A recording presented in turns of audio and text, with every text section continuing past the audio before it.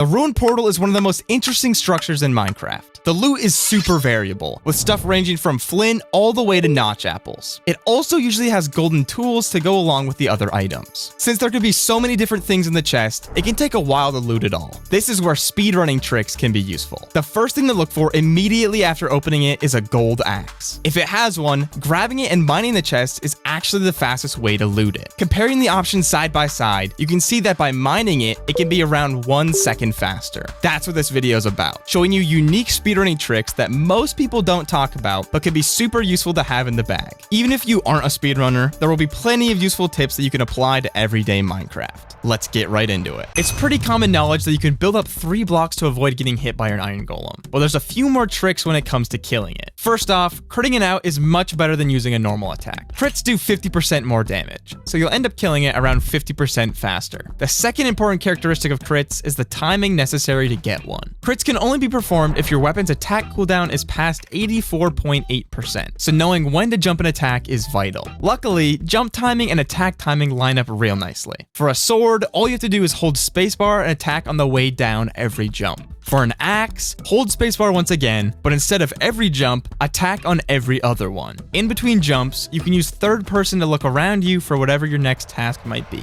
Render distance and entity distance go hand in hand. Render controls the length of chunk loading, and entity controls the length of things like minecarts, mobs, and items. If you pair these with the pie chart, you can locate important points of interest. It's common practice in speedrunning to have your distances low to search for chests with the pie chart, and high to search for floating kelp that can indicate lava ravines. Off of an island spawn where you detect a chest, there are 2 things to look for: buried treasures and shipwrecks. If you spot a shipwreck, you can raise the sliders while you're jumping in the water, since you don't need to search for chests anymore. If you don't see a shipwreck and think it's a buried treasure, wait to raise the sliders until you've looted the BT and you're popping out of the water. This is because you need the low distances to pinpoint exactly which chunk it's in, so doing it after is the best option. Breaking blocks is one of the first things you do in Minecraft. When you open a new world, it's literally the first thing you do. Punch a tree. There is a mechanic you should be aware of when mining though. If you switch hotbar slots while mining a block, sometimes it will reset your progress and begin again. This only happens when you swap between 2 separate items though. For example, if I swap between my fist and a pufferfish, it will reset each time I swap. But if I swap between my fist and another empty slot, it will never reset. One of the biggest examples of this principle being applied is when you chop down your first log. If you hold down your left click and break log number 1, but you have your first slot selected, sometimes your progress can get reset for log number 2 because you pick up an item, which swaps what's in your hand. This is just a minor inconvenience, but if you select the second slot instead of the first, you'll never have your progress reset while mining with your fist. A hunger reset can be a super valuable trick to know, because sometimes you'll find yourself low on health and out of food, leaving you unable to heal. The process boils down to trapping yourself in a hole, setting your spawn, and using pearls, lava, or other forms of damage to reset your health and hunger by respawning. This can be done in the nether with a respawn anchor or in the overworld with a bed, so I'll go over some of the most useful variations. Digging 2 blocks down next to a bed is the most common setup, and this can even be done underwater. In the nether, you can do a similar setup with a respawn anchor, or you can do a modified version like this in a fortress. When you make a portal to throw your Eyes of Ender, you can do a setup like this in the frame by breaking the portal with lava or water to quickly reset and head back into the nether. The stronghold is where you'll see a lot of speedrunners do resets, since you need a lot of health to go for a 0 cycle. 2 common resets are done here, with one being done in any hallway by breaking a block above a bed like this, and the other being done in the corner of the portal room like this. More mobs in Minecraft have 10 hearts than any other amount, so knowing how to deal that much damage the fastest and easiest can be useful. Swords and axes are the best weapons for this, and sometimes a combination of the 2 is optimal. An axe crit followed by a sword crit will kill any 10-hearted mob, as long as each of the weapons are at least stone or higher. Be mindful that the cooldown on an iron axe is quicker than a stone axe, but regardless, when combined with a sword crit, they both deal at least 10 hearts. A diamond sword is still king in this scenario though, dealing 10.5 hearts with 2 crits. Here's the final times. An iron axe with 1.57 seconds, axe plus sword with 1.25 seconds, and a diamond sword with 1.1 seconds. Give or take a few hundredths of a second due to user error, but now you know what the most optimal weapon combos are. Your hotbar is your most valuable tool, since you can only interact with whatever's in it. Frequently, I find myself wishing I had more hotbar space, but Minecraft doesn't offer any solutions to this problem other than the offhand.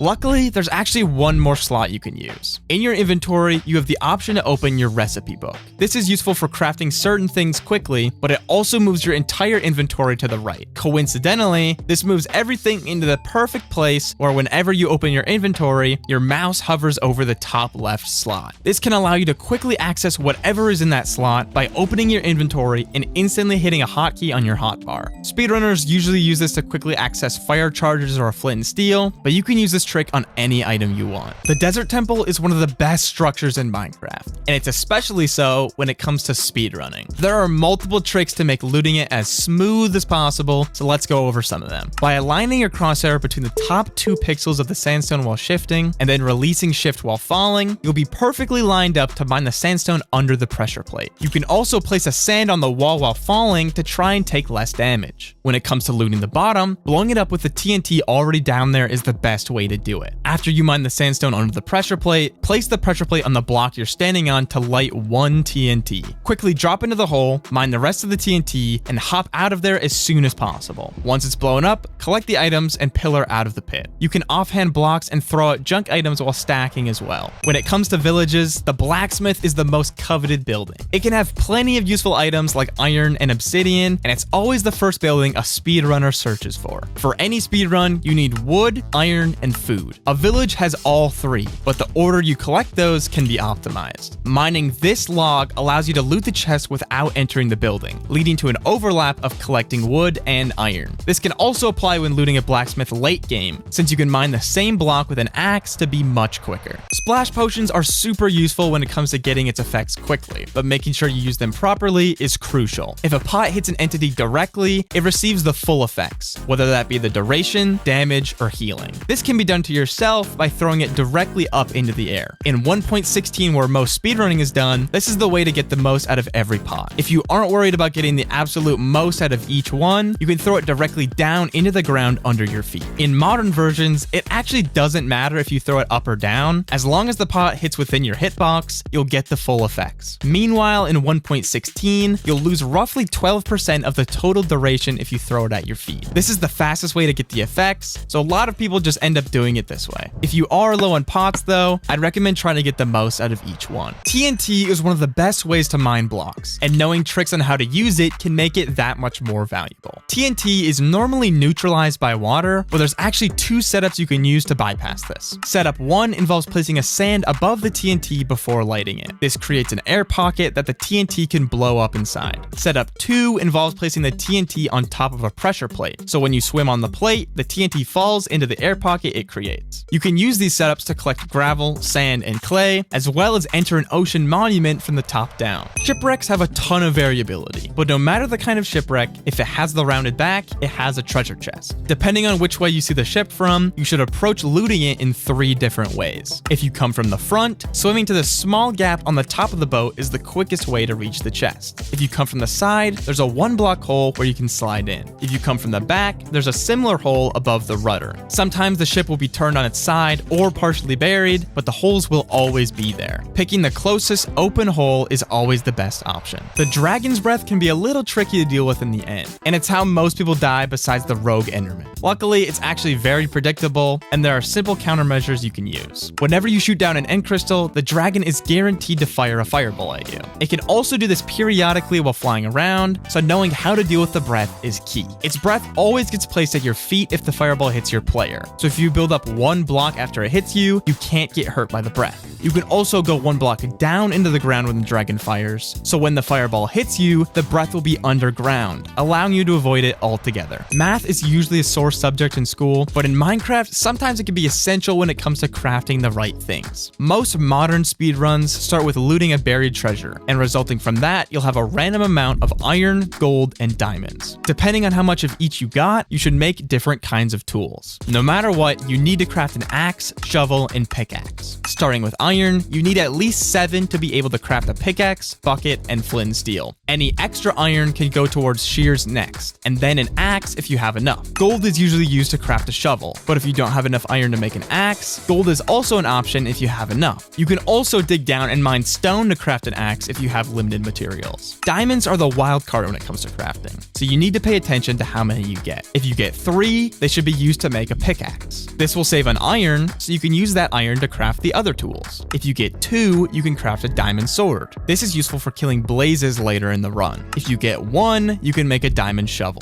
As you can see, there's tons of variability when it comes to crafting tools. With time, you'll learn to calculate what to craft quickly, so doing practice crafting is great for building those math skills. Learning every trick in this video isn't mandatory, but at least now you know about some more tricks that you can add to your bag. Minecraft is a journey, and the best part about it is that you can learn at whatever pace you want, whether that's as fast as a speedrunner or taking it nice and slow. If you have any questions, drop them in the comments, and if you want to learn about more Minecraft tricks that can make you better, click this video right here. Thanks for watching.